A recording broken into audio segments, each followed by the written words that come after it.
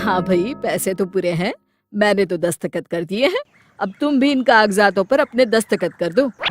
हाँ हीरा भाई, अभी कर देता हूँ। ये लो कैलाश, जमीन के कागजात। आज से मेरे खेत के मालिक तुम हुए। अच्छा हीरा भाई, अब मैं चलता हूँ। फिर कैलाश जमीन के कागजात लेकर वहां से चला जाता है। तभी अंदर से हीरालाल की पत्नी वहां आती है और हीरालाल से कहती है, वाह जी वाह, आपने तो आज कमाल कर दिया। आखिरकार उस मनहूस जमीन से हमें छुटकारा मिल ही गया। हीरालाल मुस्कुराकर कहता है, तुम बिल्कुल सही कहती हो भाग्यवान। वो जमीन तो मेरी जान का जंजाल बन गई थी। अच्छा हुआ ये बेवकूफ कैलाश मुझे मिल गया और मैंने ये जमीन इसके पल्ले बांध दी।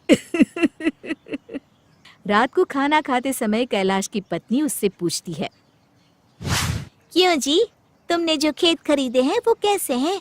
वहाँ की जमीन कैसी है? अरे भाग्यवान, जमीन तो बहुत अच्छी है।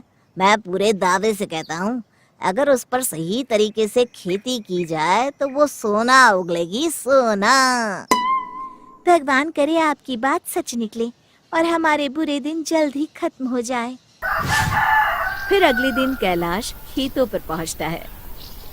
फिर शाम तक काम करने के बाद कैलाश अपना सारा सामान उसी पेड़ के नीचे छोड़कर अपने घर लौट जाता है। फिर अगले दिन कैलाश खेतों पर पहुंचता है। कैलाश ये देखकर हैरान हो जाता है कि उस पेड़ के नीचे से उसके द्वारा छोड़े गए सारे सामान गायब है।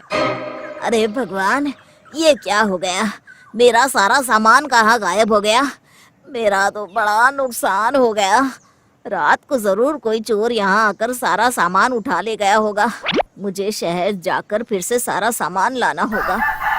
फिर कैलाश अगले दिन खेती के औजार और सामान वगैरह शहर से खरीद कर ले आता है और अपने खेत पर एक छोटी सी झोपड़ी बना लेता है। हाँ, अब ठीक है। मैं आराम से रात भर खेत में रुककर अपने सामान की रखवाली कर सकता हूँ। अब देखता हूँ कौन सा चोर आता है मेरा सामान चुराने। इस मोटे डंडे से उसकी अच्छी मरम्मत करूँगा। फिर कैलाश झोपड़ी के अंदर आराम से लेट जाता है। देखते ही देखते उसकी आंख लग जाती है। करीब आधी रात को एक तेज आवाज आती है और कैलाश की आंख खुल जाती है।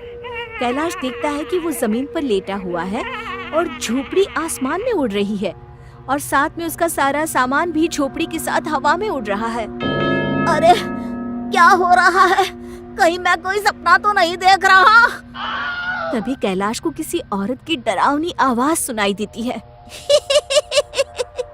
ये मेरा इलाका है, यहाँ इंसानों का आना मना है।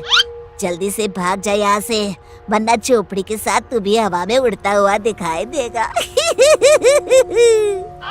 मर गया रे, यह तो किसी चुड़ैल की आवाज है। इस पेड़ पर तो चुड़ैल का साया है। अब क्या करूं? हे भगवान, तू ही मेरी रक्षा कर। अरे कोई मुझे बचाओ। घबराहट के मारे कैलाश अपनी जान बचाने के लिए वहां से भाग खड़ा होता है। कैलाश तेजी से भाग रहा होता है, तभी उसे मुखिया जी का घर दिखाई देता है।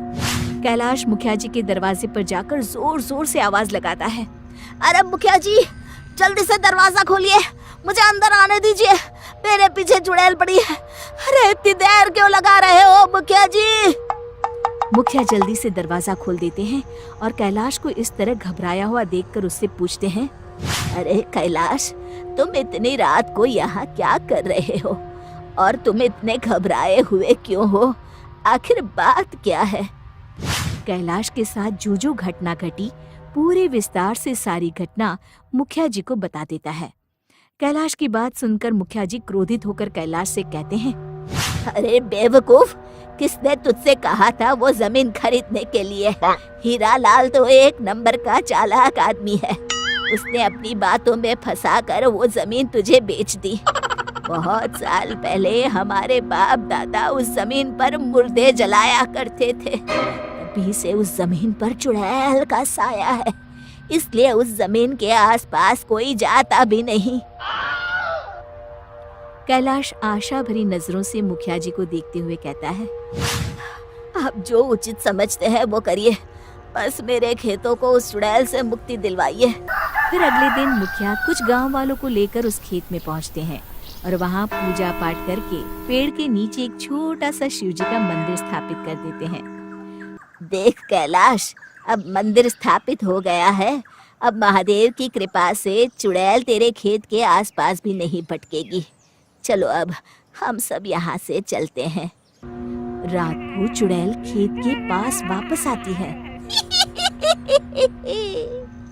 और जैसे ही चुड़ैल उस पेड़ के पास जाती है, अचानक उस पेड़ के आसपास एक तेज प्रकाश चमकने लगता है और चुड़ैल का शरीर जलने लगता है। ये क्या हो रहा है मुझे? तभी चुड़ैल की नजर पेड़ के नीचे बने शंकर जी के मंदिर पर पड़ती है। ये तो शिव जी का मंदिर है। इनकी शक्ति के सामने मैं नहीं टिक सकती। अगर मैं ज्यादा देर यहाँ रुकी तो जलकर राख हो जाऊंगी। मुझे अपनी जान बचाकर यहाँ से भाग जाना चाहिए। इसी में मेरी भलाई है। इस तरह शंकर भगवान की शक्ति से डरकर वो चुड़ैल हमेशा के लिए वहां से भाग जाती है। शिक्षा: बुराई पर सदा अच्छाई की ही जीत होती है।